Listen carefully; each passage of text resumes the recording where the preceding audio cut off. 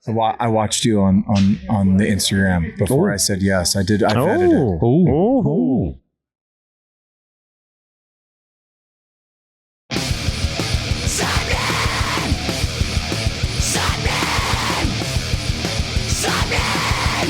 You're listening to Sappenin Podcast. Sappenin! You are listening to episode 326 of Sappenin Podcast, featuring myself, Sean Smith, and my good friend Morgan Richards. Yes, it's me, Morgan Richards, and whatever you've got going on right now, throw it away. Forget yesterday. We'll make this the great escape. I'll be your hero, he'll be your heroine, because two is better than one, especially when trying to cure your love-drunk hangovers. Well, that has definitely made sure this will be a one and done podcast with Martin Johnson of Boys Like Girls, because hopefully he will hate you now as much as I do for all of that fucking nonsense you've just said. I appreciate this is lyrics, but he didn't want to hear that. I don't want to hear it every week. Here we are. But yes, this week's guest is the sweat-free Martin Johnson of Boys Like Girls, who cannot be harmed by the sun. No, we can't. We've confirmed that, and we'll get into that in just a bit. Probably one of the best dressed interviewees we've ever had. But Boys Like Girls. I've tried to say that 70% longer. If you grew up with any alternative influences in your life from 2006 to 2010, those emo pop lyrical hooks are engraved into your soul forever. Boys Like Girls were a perfect example of a band who had a footprint all over everything pop punk while crossing over to mainstream radio with major label success and creating pop culture stamps on the time, with the likes of Ashley Tisdale featuring in the Love Drunk music video after all the buzz of High School Musical, and even doing a song with a woman called Taylor Swift. I remember seeing them support Kids in Glass Houses in the UK 15 years ago. Yep, that's made me feel old as well. These guys were shipped out all over the place, and after 3 records, burned themselves out, so the band called it a day in 2012, with practically no activity for over a decade, but thankfully returning now with a whole new album, Sunday at Foxwoods, last October, and throwing it back at all the live shows ever since. During our trip to Miami for the Emo's Not Dead cruise, we got to hang out and actually meet Martin for the first time, while just getting to trade stories about this industry and get some personal notes on the side as well. Yes, can confirm. We did speak to Martin. We haven't made this up. This isn't AI. You will hear him speak very, very soon. But yes, thank you very much to Martin and his team and the band for the songs and music on the boat. They were the first band to play as we set sail from Miami to get to Nassau in the Bahamas. And what a great start. I couldn't get over how many leather jackets were on that stage for how long they were on that stage as well. Myself, I would have probably been sick after 2 songs from He Digs Joshan. Not our boys in Boys Like Girls. Our boys in... Not Boys Like Girls. They went a good fucking 5 or 6 songs. I don't know, any of them didn't die, but fair play to them. Must have taken a lot of electrolytes before going on stage. Can we give credit as well that it wasn't just the leather jackets, they had leather trousers on, and even their stage hands, like the guitar techs and all that, were also dressed up in complete gear? Yep. Like, that is mental. That is commitment, but also that's madness that you would do that to yourself when the sun is literally on you. Yeah, I wonder if they label those to... Anyway, yes.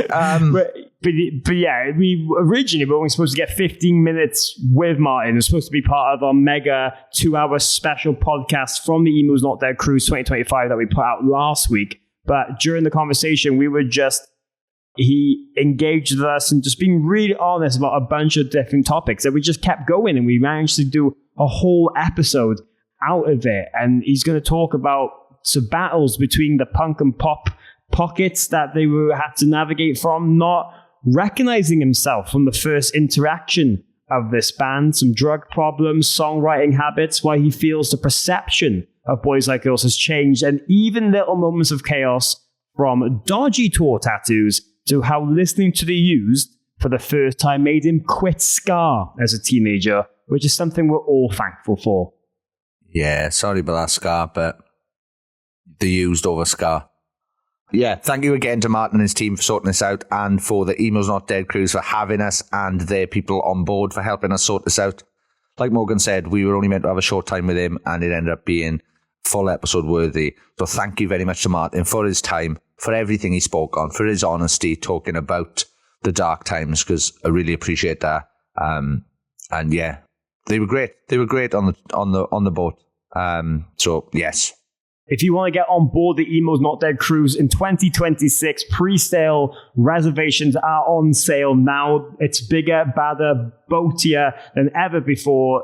Sailing January 22nd to the 26th, 2026, Miami, the Costa Maya in Mexico. Your best chances to snap up tickets while they're available are on endcruise.com. Secure your place. It's the best and saddest vacation you will ever have. If you want proof of that, head over to our Instagram at Sappenin Pod. There's a bunch of photos and videos that we're still posting from the trip and these conversations.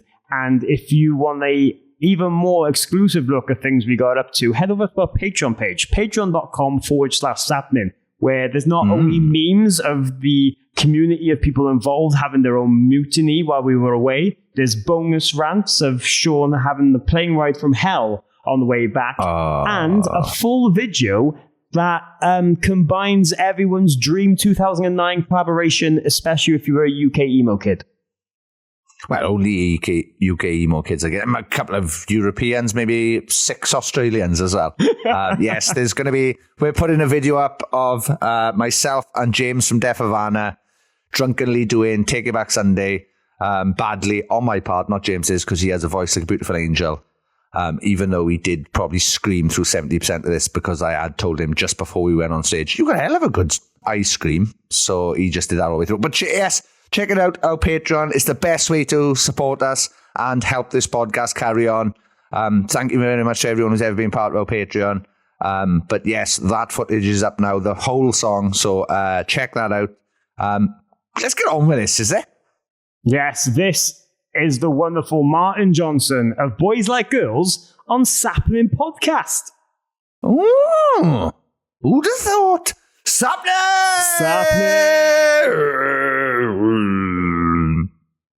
I lost my mind.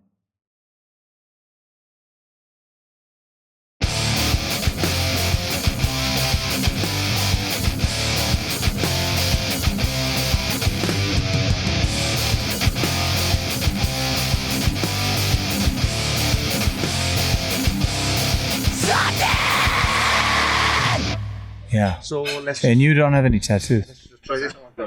They are, but they're hidden. So I was lucky. Where did you hide your tattoos? Legs. Did you put them on your hog? Legs. Do you have a hog tat? Oh, yeah. Why not? I don't make them small enough. Oh, okay. When they start doing real minutes. I've seen some pretty thinly drawn line tattoos. Yeah, but it'll just look like it'll all be colored in. When I got my first tattoo, getting attention based on having the tattoo was really important to me. So I don't have any tattoos that aren't visible other than ribs. What was the first tattoo? There was a tattoo artist on Warped Tour 2007.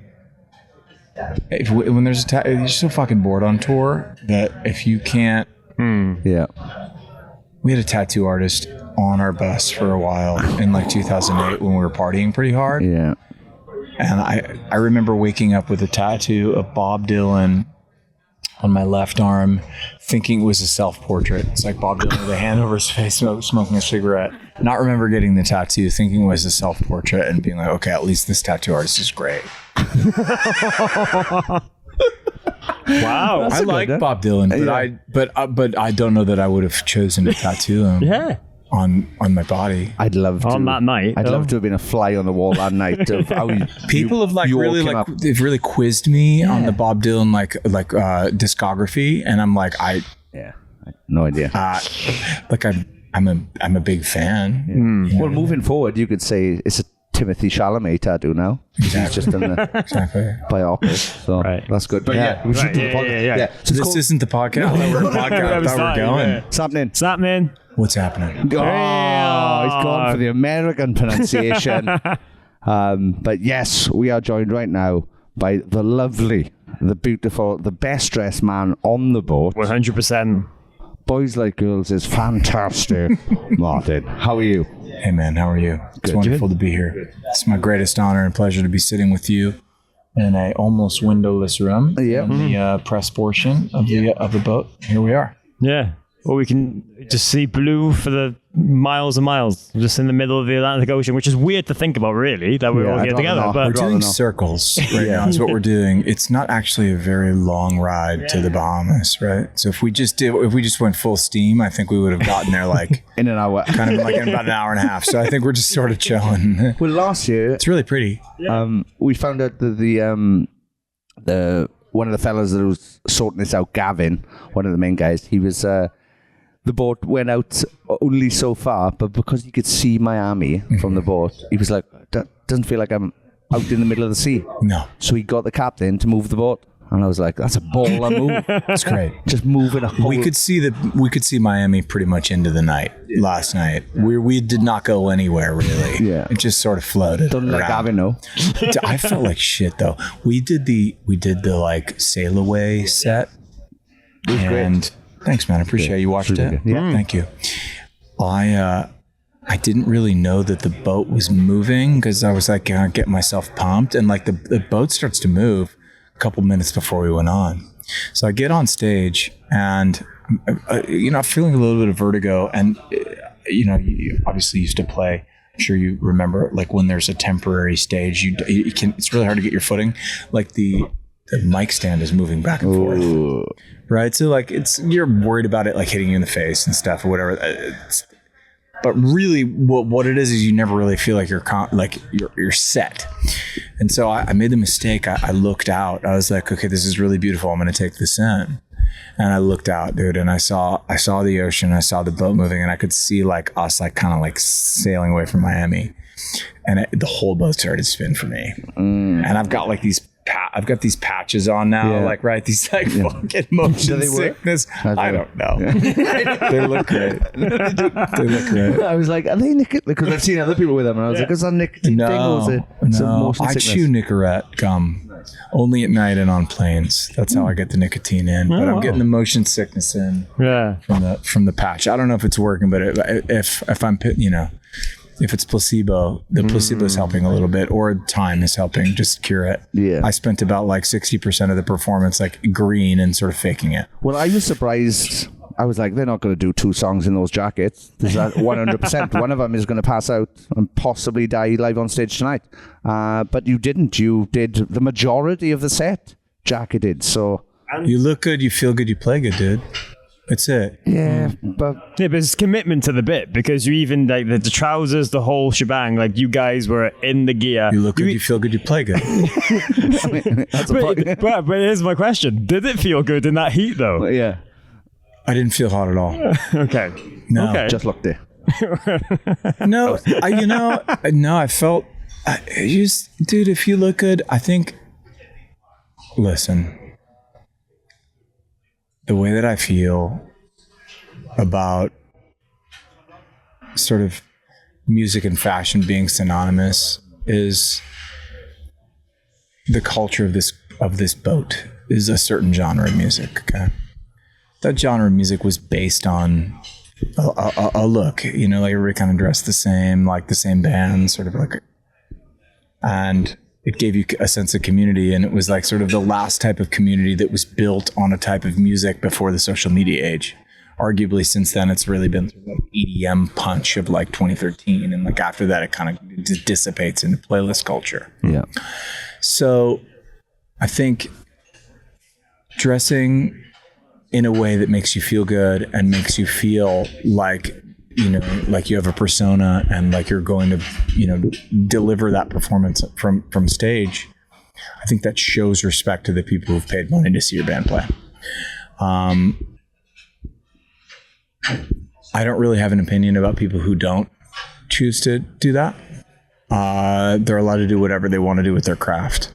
I just think for, you know, looking great and feeling great. And when I go to the studio and I'm in like a sweatsuit, I find that my body language is different and it yields a different result as if I become the character, right?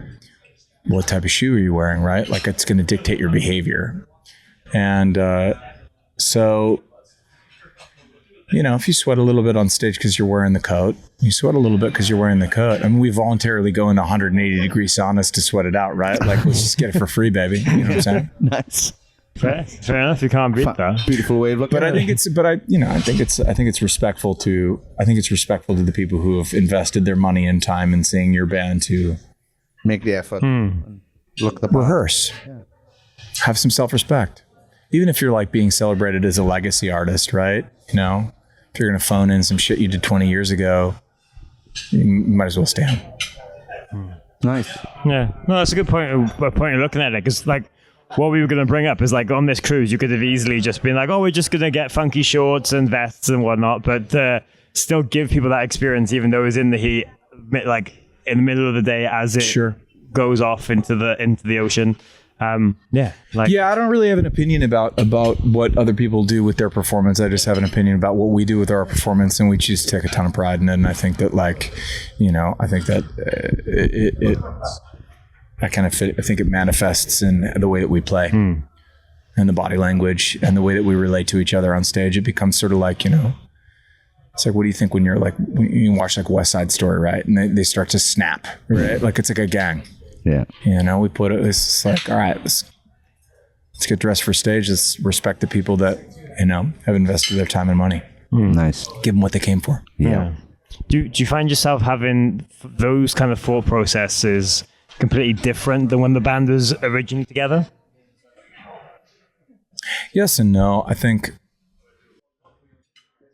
I really knew it all then, and I know very little now. You know how that works out? Like, you know, we formed the band when I was 17, 18, whatever. And in 2004, so I was 18. And I felt like I knew everything. And I know very little. So everything that I just said, you know, permission to completely change my opinion on it in like 2 weeks, right? Yeah. Like as we do, as we get older. All I know is that I remain teachable. At least I try to. I think back then I had a lot of ego, and so, you know, being competitive was really important with either other bands or other artists or whatever. And I think that benefited us greatly, but also made us feel maybe like we weren't enjoying it as much. I feel a lot more gratitude, you know, being a little older. I think we always took a lot of pride in what we did, and we were always very rehearsed, but I spent a tremendous amount of time back then kind of like, you know, trying to just get out of my body. Like I felt pretty uncomfortable in my body. So I didn't really want to feel the things that I was feeling. And I think ego doesn't transmit confidence. It transmits like self-loathing and fear. And I think we're so confident in who we are now, like exactly who we are. And it's quite unapologetic. I think, you know, the band was always sort of like coming from an underdog. We were always like, we were kind of too pop for like some of the band, like for like a show that some of the bands on this cruise are to play. Like let's say it's 2006, right? was quite divided. And so we were like really kind of just a pop radio band with a certain haircut. And, so there was a lot of fear, like, oh, we don't fit into the show. So you overcompensate, right? Like you overcompensate by doing something else. And I think now that's just like, hey man, we're best friends and we're having fun and we really enjoy playing on stage and we take a tremendous amount of pride in that performance and kind of what it takes to do what we do. But back then it was coming from quite a different place. Right? It was coming from maybe a place of like, I don't know, clawing ourselves out of like, whatever circumstance in Boston we were in, like, in 2003, Yeah. Similar mindsets, but also super different, Yeah. That's an interesting take though, because like, as someone who's followed you guys, like, Sure. especially back then, like you were in both worlds really. Like, as you said, like you had that kind of pop element to you guys being on the radio, you had music videos with like Ashley Tisdale, you had a song with Taylor Swift and all that, but you were still in those kind of emo-y, pop punky scenes, like in the UK being played on Kerrang TV and like Skurs and all these kind of stuff. I'm sure that was like such a weird dynamic, right? Because you were literally had that kind of commercial crossover of things that were very big at the time, but also in the pockets of the niches of the alternative as well. So it kind of blended all in together. I think the genre of music that started in sort of VFW halls and Knights of Columbus, I don't know what you call them in England or Wales. This is like, a Shriners Auditorium or something, right? Like somebody rents it out for the day. And you put on a show with like 8 bands. Okay. So it became sort of like this people don't really do that type of thing anymore because there's social media, right? So they're like interacting with other human beings through their phone. For us, we had to kind of go to this shitty hall to like see other people. Mm-hmm. And so at the time it was like, for people who loved music, it was like you met because of the love of music. I think, I didn't really know how to fit in to that because I was like a musical theater guy. So I was writing pop melodies. Yeah. And I was concerned that, human nature is to want to be liked. Like you want to be liked, you want to be respected. I think for a little while we were straddling being accepted by whatever musical movement, is represented on this ship, and also sort of having success with what we were doing in music. I think there was a certain moment where we, kind of maybe around commercial success of the Great Escape, where we're sort of like, it's going to be what it's going to be. And if people decide they don't want to wear our t-shirt to school anymore because we're no longer sort of being discovered, we have been discovered, what are you going to do? It's too late now, right? Like it's too late now, like whatever. So I don't know that the type of music that we make was ever sort of meant to live and die in that hall that I'm describing. Yeah. Right? Like it was always sort of meant for the big stage. And maybe that comes from, performing theatrical melodies as a kid that, are arcing and big. And that was what I chose to write. I don't know. It's interesting, like in retrospect, like looking back on that and sort of like understanding sort of like the genre straddle and like where, like I remember when we first got a record deal, we were like one of the first bands in this type of space that would sign to a major. And we were so afraid about people finding out that we signed to a major label. Crazy, that isn't it? That we made up a label. So Columbia had an imprint called Red Distribution. And so we called the label Red so that nobody would find out that we were signed to Columbia. Wow. So for like a year, we were on Red. It didn't exist. It was just a distribution company. So on MySpace, you could be like, okay, this is an indie. It was like there was 3 charts. There was like unsigned, indie label, and then major label chart. Well, if you were like in an emo band, you couldn't be on the major label chart because people would, say that you took the check, you took the bag, like it didn't matter, right? So we were always sort of straddling, right? We were always sort of straddling, and then it stopped mattering, right? We started having radio success, and bands were like, wow, fucking who cares, right? And then people started signing to major labels, and it didn't matter. Yeah. But it's crazy looking back on it now that like you felt like you needed to do that when nowadays, well, I'd like to think that people are more supportive now in this scene especially, and they'd want to see everybody hopefully be on a major label or getting paid.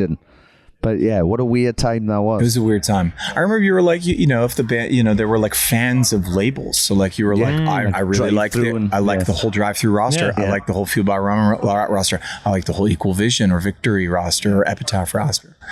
And like there was nobody that was like, oh man, I really like the whole RCA roster. You know what I mean? Yeah. It makes no fucking sense because at that point it's just capitalism. So, I mean, it's like I could talk quite a bit about the question because for us, the journey was always a little bit about like, apologizing for our success in order to stay where we came from. But also like putting the middle finger up at the same time and being like, we fucking do what we do. You know what I mean? And there was a dichotomy to it for sure. I think what's interesting now is that like time sort of blurs it, right? So I think, we obviously put away our instruments for 12 years, at least in the capacity of this band, Boys Like Girls. And, we strapped the guitars back on in 22 and stepped back into this world where like, back then we was predominantly female fans and it's like very, very pop radio oriented. And now it feels quite like it's quite male and people who are maybe embarrassed to say that they were a Boys Like Girls fan back in the day because of our pop radio success are like, I don't give a fuck, I like Boys Like Girls. Yeah. So it's it's different than where we left it, like for sure. And I don't know that we would have been invited to do a cruise like this because it's just like a pop radio act, right? This is an MTV act, and this is a little more like super genre specific. But now it's like, welcome back, we've missed you. What are you talking about? What? So What? I've seen you for the first time. Yeah. So I don't know. We're, it's figuring it all out for sure. Yeah. Nice. Well, that must be such a nice reaction to have on that comeback as well, right? Because, as you said, Boys Like Girls hadn't been a thing for so long. Even past the time period where bands normally break up for, it wasn't just like, 5 years. It was like 12 years. It was a very long time. So to come back and still have that audience, but then you notice a different kind of audience must just be like the weirdest thing, but the best thing at the same time. The thing I wasn't expecting is like when we started to play rock shows again, there was an expectation that it was going to be kind of the same people that saw us in like 2008 or 9. And they were so significantly younger. And I was like, I got to unpack this. Why? Yeah. And it was like, when we were playing shows like that, there's this like high school age or whatever. Okay. I heard it on a playlist at fucking Hollister or whatever. When we started to play shows again, these were people who had never saw Boys Like Girls. And it was like, I was 8 and it was on Fuse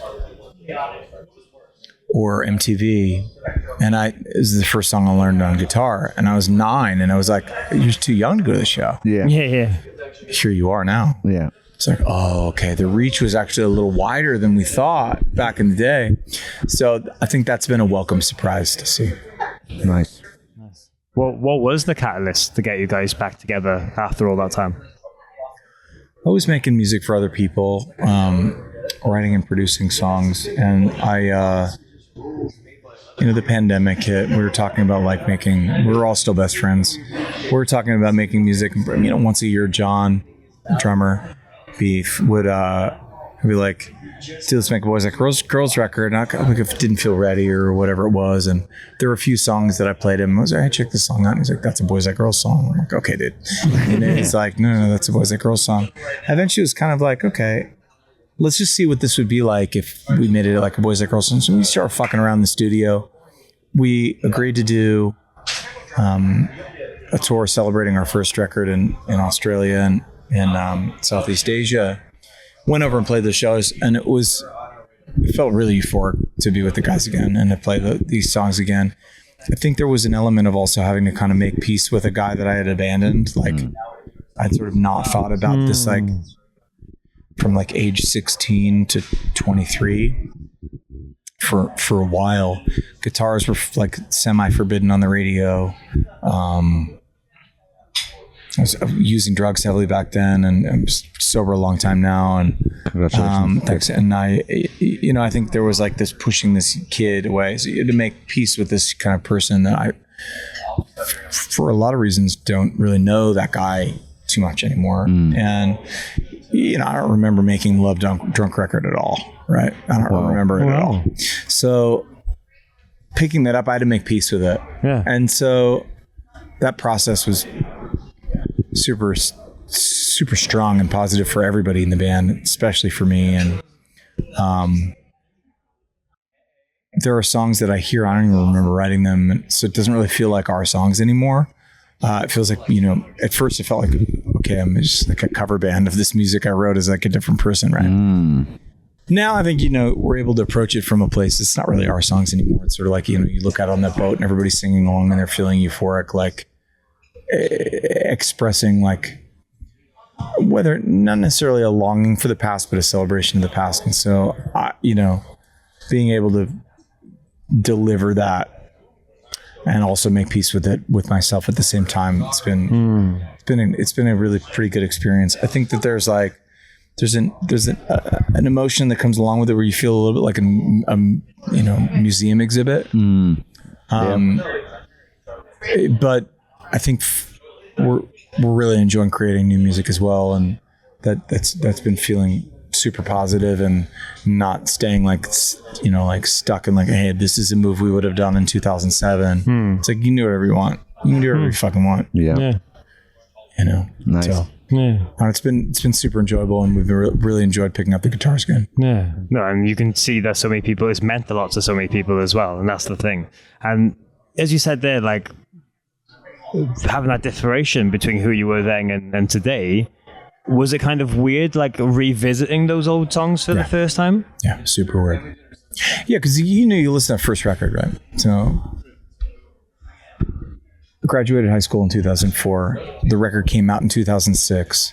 So like, I've said this before in interviews, but like, imagine like, and you obviously played in a band before, so you kind of understand the emotion behind it, but it's like, I'm 39 now, performing songs I wrote when I was 17, like alone in my childhood bedroom. It's like, whatever English paper you wrote on some book you were reading when you were 17. It's like standing up in front of like this adoring audience and like reading that paper top to bottom, and then they all applaud. Yeah. You're a little bit confused, right? Yeah. It's like pretty confusing. Why do you like this? This song is first record that's like a crowd's favorite called Heels Overhead. Like, I play this song, I'm like, why the fuck do these people like this song? But like, you play it with full conviction because it's like, it's not really about me anymore. It's sort of about the whole experience, the whole unit. It's like, if it's about me, like, the fuck does that mean? Right? Like, I think that there are some artists that are very like, they don't play their biggest hit. It's like, what's the contrary action to that, right? So what's the opposite thing that we can play it twice? Yeah. We'll play it fucking 3 times, dude. Yeah. I mean, it brought us to the dance. You know what I mean? Brought us to the dance. Nice. Play it 4 times. You know what I mean? Give the people what they want, dude. You're on a boat. You're on a cruise. Play the whole show. Yeah. Just do 10. Yeah. I'll play The Great Escapes fucking 16 times in a row. Call it a set. Give the people what they want, dude. Yeah.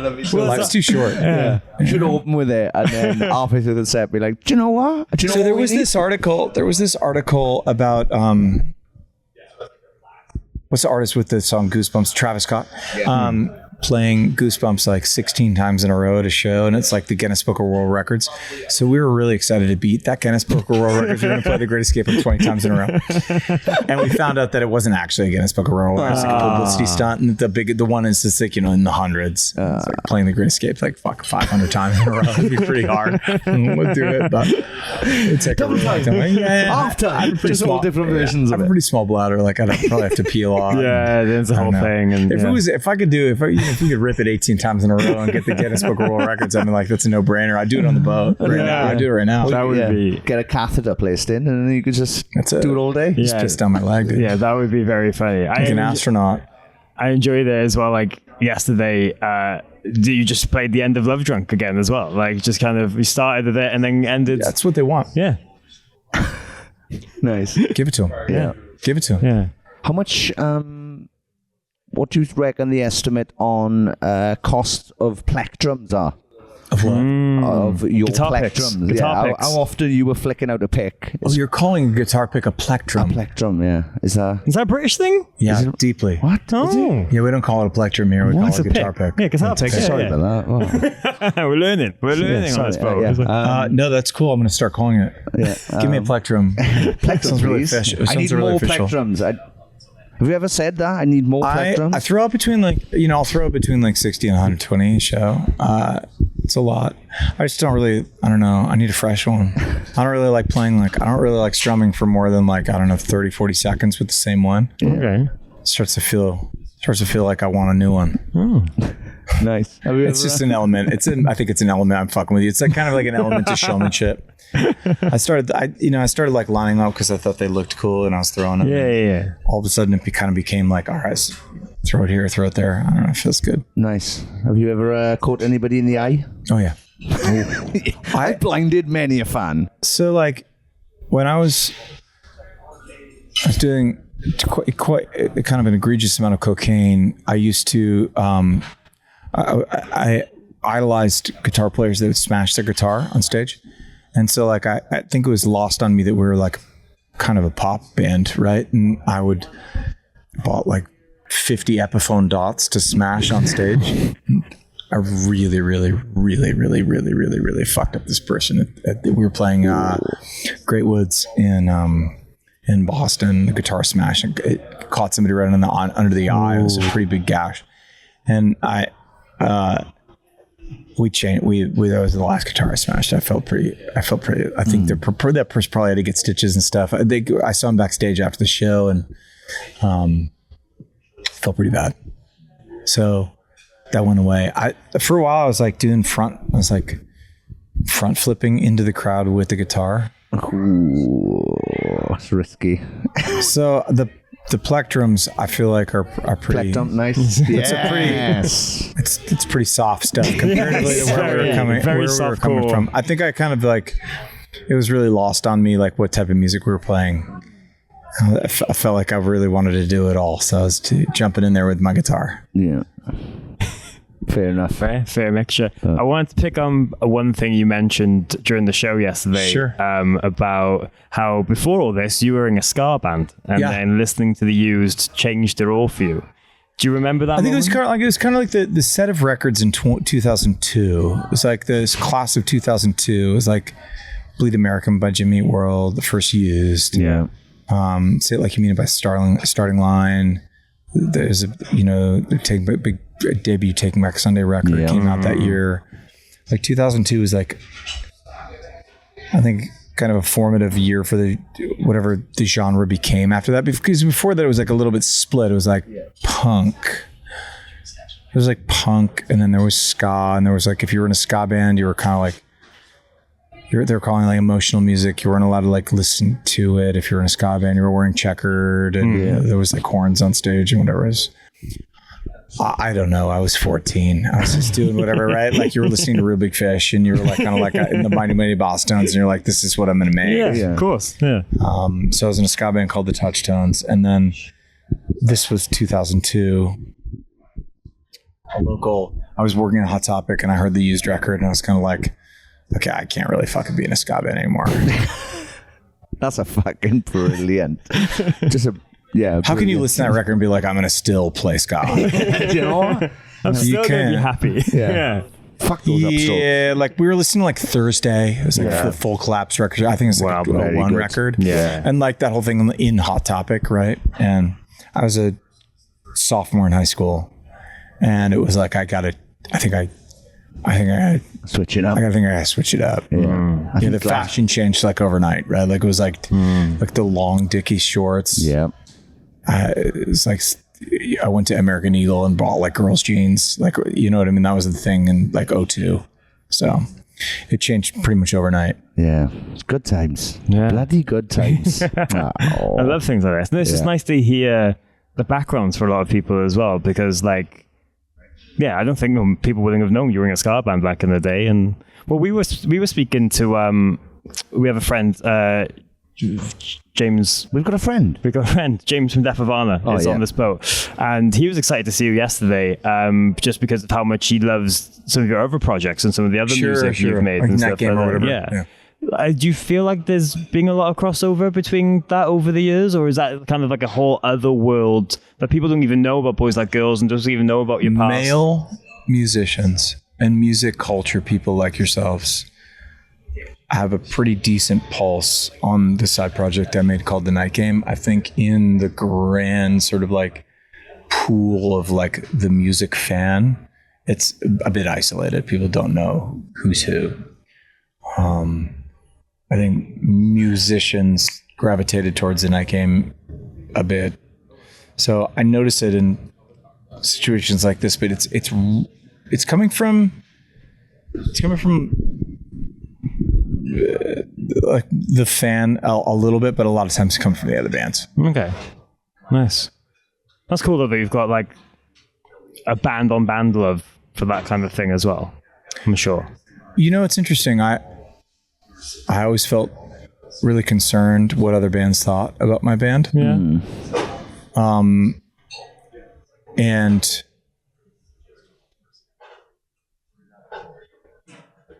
I think it was because our fan base was predominantly younger females, like in between like 2002, peak years, like 2007 through 10. And, you know, then you're in Whole Foods and like the cool guy with the mustache comes up to you and like asks you about your guitar tone and your like snare sound, and you're like, what? Is this what I wanted all along? I guess this is what I wanted. I wanted to have a conversation about my guitar tone in Whole Foods this whole time. This is it. This is like, I don't really even want a picture. I just want to know what's your pedal chain. You know what I mean? And I'm like, oh man, do I miss like rubber bracelets that go up to your elbow? Like, I guess I miss rubber bracelets that go up to your elbow. That was good. So Very funny. That's the validation musicians want though. It's like, there's all the other stuff people come up and they tell you about like how much the song means to you and stuff like that. But actually like having the like, oh, your guitar you tone. want another musician to tell you that you're good. Yeah. That's Or that like you're inspiring them. You know, and you want to inspire, you know, and also you want to inspire other musicians until you hear that you inspired them and they're having like a massive song with a song that's inspired by your song. It's like, can I get $1 then? Please. Hook me up, dude. Well, they're trying to pay that mortgage, you know what I'm saying? Or they go, I love your band, and then you hear them go, oh, I don't know if you do. Like, I don't even know if you've ever heard my band. Please don't tell people you like my band. Oh man. But, For a little while, I think like there were some years where I was like pretty disinterested in telling people what band I was in, like talking about Boys Like Girls, not talking about The Night Game. You know, like maybe 2012 to like maybe like 16 or 17. And I think there was like, much like there was some dark years for hair metal during grunge, it maybe felt like that a little bit. And I think, you know, when you grow up and find it's the music we made and it's fucking great. Yeah. And people like it. And so who cares? Yep. You know, I was like scared to go to Coachella or somewhere like cool. You know what I mean? It's just like I felt so like perpetually uncool. Crazy. And it's like, gives a fucking shit. Yeah. Who cares? Yeah. But that's good. Yeah, I'm in a band. The band's fucking great, and you like it. And you know 6 of our songs, so you know. So like, who cares? I was so embarrassed, right? I was so embarrassed. I was like, don't worry about it. You know, like, what? Oh, you're in a band? Don't worry about it. You know what I mean? Like, I think when I was doing the side project thing, the Night Game, I was like, I didn't even like say my name or show my face for like a year. Wow. So I don't know. I think, you know, we're with the art being an extension of who we are so deeply, you know, like there could be this feeling also of like, you know, this like emo night culture, this like, you know, kind of Taking Back Tuesday culture. You're like, okay, you just roll me out, dude. Roll me out there. Like I'm a museum, like I'm a wax statue, right? Like I'm in Madame Tussauds or whatever you call it, right? Like fucking put me out there, dude, so they can all cheer. But dude, life is so, it's a blip, you know, it's a blip. And like, is it hard to listen to my band's first record and like hear the way I was singing or whatever, like the affectation of my voice? Like, sure. It's not really about me. Who cares? It's not really about my pride or my ego or like, who gives a fucking shit, right? Music's about an expression in a moment, right? And maybe that moment was like 2005. It's like, if I'm going to judge myself based on how I was feeling when I was 17, what does that say about myself at 39? Probably not a lot. Yeah. So let's go celebrate it, you know? And like, just take the fucking dog for a walk and have fun. Yeah. It's like, get to be, what a joy that music,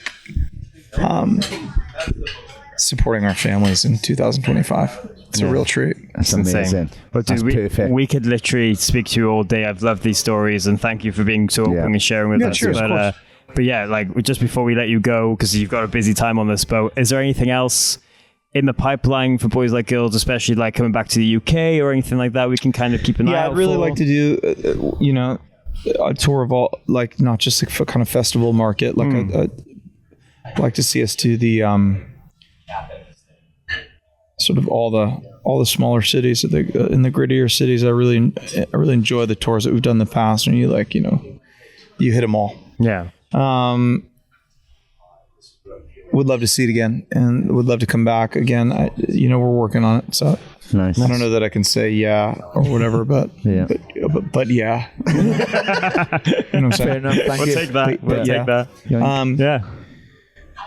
I think it's been a treat for us doing this. So we're working on new music, and we're getting along. I feel like we're firing on all cylinders live. It's feeling really good to play, and so we're trying to bring that. We played like 128 shows last year. It's a lot of shows, and so we're trying to bring that energy into the studio. We're getting along really great as humans, and we're loving hanging with each other's families and supporting each other as brothers. And I think that type of communication and love for each other has transcended into the studio, which is really nice. We did it kind of our first sort of pre-production that we've done since like early 2006. Wow. Making the first record last week before the cruise.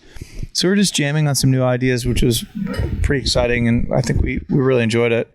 It's hard, you're so used to things kind of feeling hyper-produced. You go to the studio and you pull up drum samples, you put it in the machine, and like all of a sudden it sounds like a demo. Like you can do that. Why the fuck would you set up your instruments in a circle and sort of like play? Like why would you do that, right? Like pull up a drum loop, have the drum play along to that, do it one at a time, and then learn what you did after, right? Like that's what but we're trying to rewind it and like sort of like feel what feels good, because I feel like we've been clicking as a live unit. So I'm trying to bring that energy in. We'll find out if it's going to yield results or just be a waste of time, but we certainly had fun doing it. Nice. Well, can't wait, man. Well, yes, thank you so much. Very much. Cheers, guys. Appreciate you having me and taking the time to talk to me. Cheers. Thanks. Talk to you a bit. You're listening to Sappenin Podcast. That was my little nod to next year's Emo's Not Dead cruise going to Mexico. Apologies to anybody from Mexico.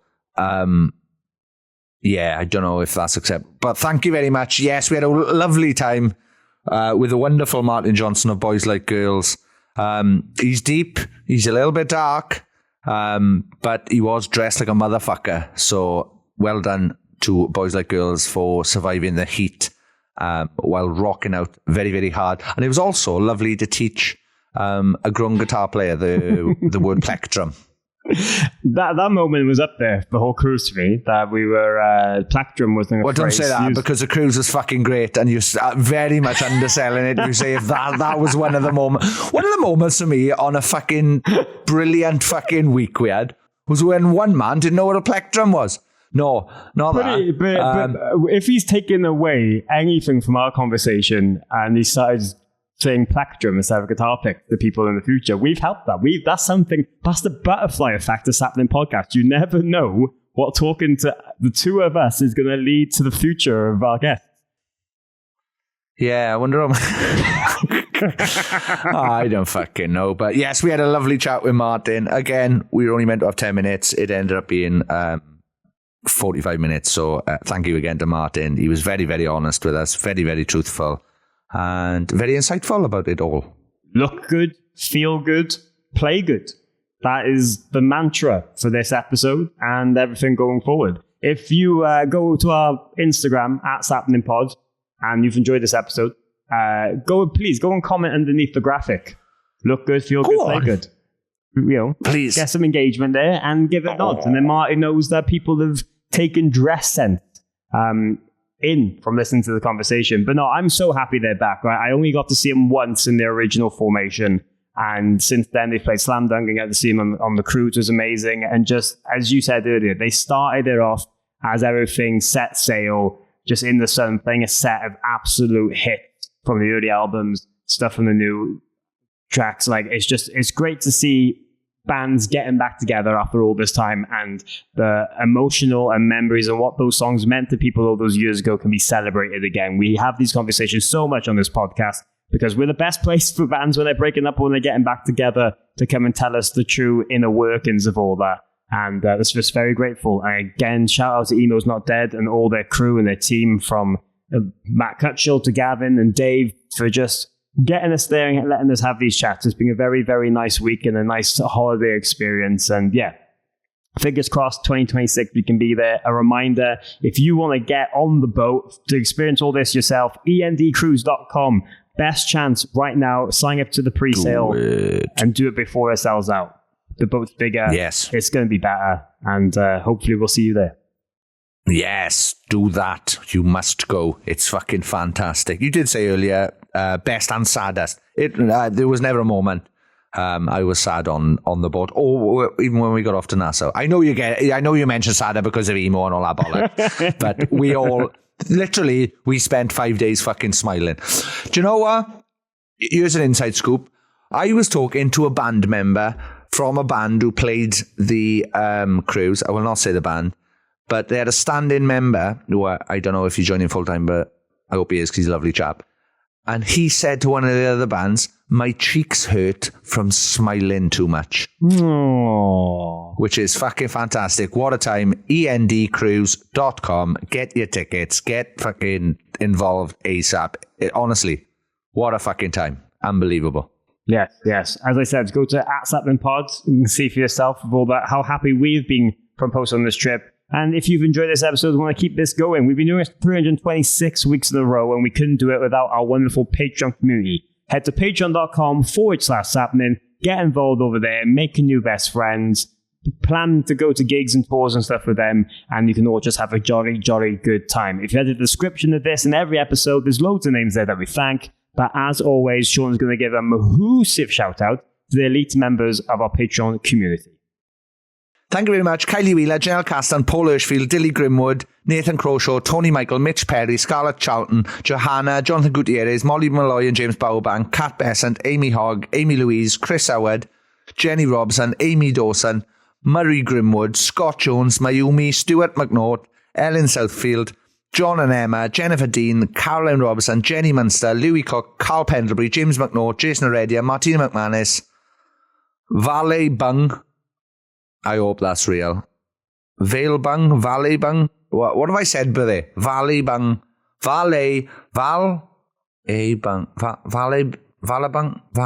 Anyway, thank you very much. I was doing that just to see if I was cancelable off accidentally pronouncing something that was rude or wrong. I have no idea. I think sure. you're good. Listen, who knows? Yeah, I'm sorry if that has happened. Thank you very much, Craig Harris, Thomas O'Neill, Get nothing minor to Bloodstock by coming to Fuel Rock Club March the 14th and have some fun. Sean Smith guarantees they're that good.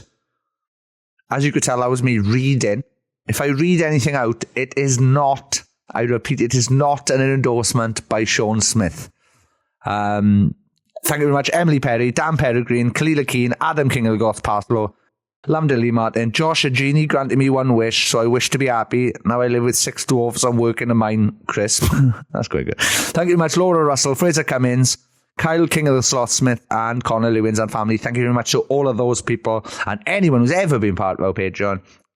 Fucking sign up, man. Come on. Come and watch that full video of me and James yelling Take It Back Sunday while intoxicated on a boat in a room with a band who were fucking class. So shout out to the emo band. The word of the week this week, if you've got this far, comment plectrum.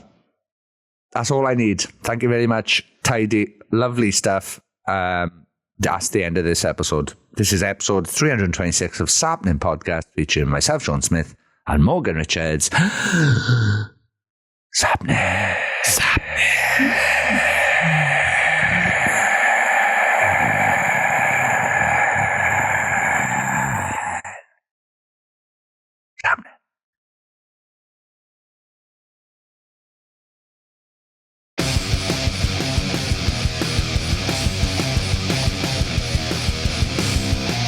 You're listening to Sappenin Podcast with Sean Smith and Morgan Richards. Thank you very much for downloading this podcast or streaming it, or I don't know what else you do with podcasts. Thank you very much.